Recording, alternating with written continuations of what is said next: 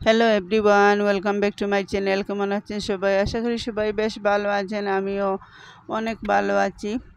আর আজকে আমি রান্না করব গাঙ্গের লাচো মাছ। আর মাছগুলো এত টাটকা এবং ফ্রেশ ছিল। আর এই টাটকা ফ্রেশ গাঙ্গের মাছগুলো খেতে খুবই সুস্বাদু হয়, তাই মাছগুলো ভালোভাবে কেটে কেটে ধুয়ে রেডি করে নিলাম। আর মাছটা ভাজি করার জন্য অল্প একটু হলুদ, মরিচের গুঁড়া, অল্প একটু লবণ দিয়ে ভালোভাবে হাতের সাহায্যে মেখে নিলাম।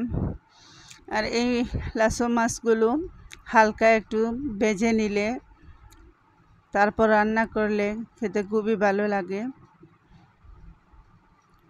আর আমি চুলায় একটি ফ্রাই প্যান দিয়ে দিলাম, দিয়ে অল্প তেল দিয়ে এবার আমি মাছগুলো ভাজার জন্য দিয়ে দিচ্ছি। তো মাছের এপিট ওপিট ভালোভাবে আমি ভেজে নেব।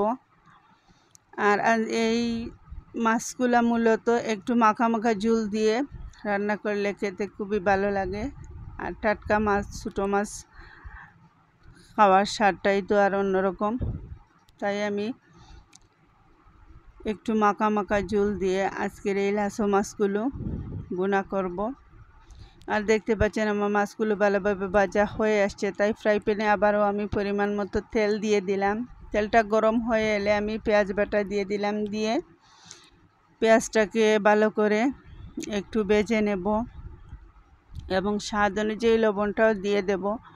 লবণটা দিয়ে আরও বেশ কিছু সময় আমি পেঁয়াজটাকে এভাবে ভেজে নেব।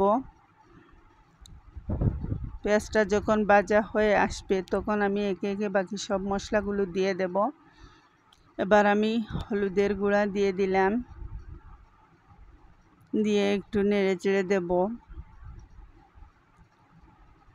মরিচের গুঁড়া এবং পাঁচফোড়নটা দিয়ে আমি ভালোভাবে নেড়েচে মশলাটাকে ভালোভাবে কষিয়ে নেব। আমি প্রতিটা ভিডিওতে বলে থাকি, যে কোনো মাছ হোক বা মাংস হোক রান্নার ক্ষেত্রে যত ভালোভাবে মশলাটাকে কষানো হয় তত রান্নার কোয়ালিটিটা অনেক ভালো হয়, খেতে খুবই সুস্বাদু হয়। আর এভাবে আমি চেষ্টা করি রান্না করার। আর এদিকে আমার মশলাটা ভালোভাবে ভাজা হয়ে আসছে, তাই আমি অল্প একটু পানি দিয়ে আবারও কিছু সময় মশলাটাকে ভালোভাবে কষিয়ে নেব। ভালোভাবে যখন মশলাটা কষানো হয়ে যাবে তখন আমি পরিমাণ মতো মাছের যে ঝোলটা দেব সেই অনুযায়ী আমি পানি দিয়ে দেব। পানিটা দিয়ে ভালোভাবে নেড়ে চেড়ে আমি ঢাকনা দিয়ে ডেকে রাখবো ব্লক না আসা পর্যন্ত। কিছুক্ষণ পর ফিরে এলাম, দেখতে পাচ্ছেন যে যে ঝোলটা দিয়েছিলাম সেটাতে ব্লক চলে আসছে, তাই আমি ভাজা মাছগুলো এভাবে দিয়ে দিলাম। দিয়ে আমি ভালোভাবে নেড়ে চেড়ে আবারও কিছু সময়ের জন্য ঢাকনা দিয়ে ডেকে রাখবো। আর যারা এভাবে রান্না করে খেয়েছেন বুঝতে পারবেন এটার স্বাদ কীরকম। আর যারা এখনও খাননি একবার হলেও ট্রাই করে দেখবেন। এভাবে যদি গাঙ্গের মাছ হয় আর লাচো মাছ হয় তাহলে এটার স্বাদটাই অন্যরকম।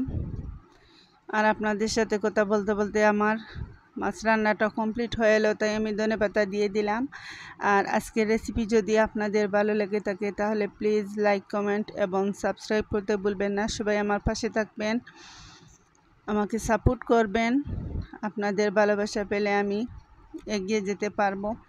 আর দেখতে পাচ্ছেন যে মাখা মাখা একটা ঝোল, কি ইয়াম্মি লাগছে দেখতে, নিশ্চয়ই খেতেও খুবই ভালো হবে।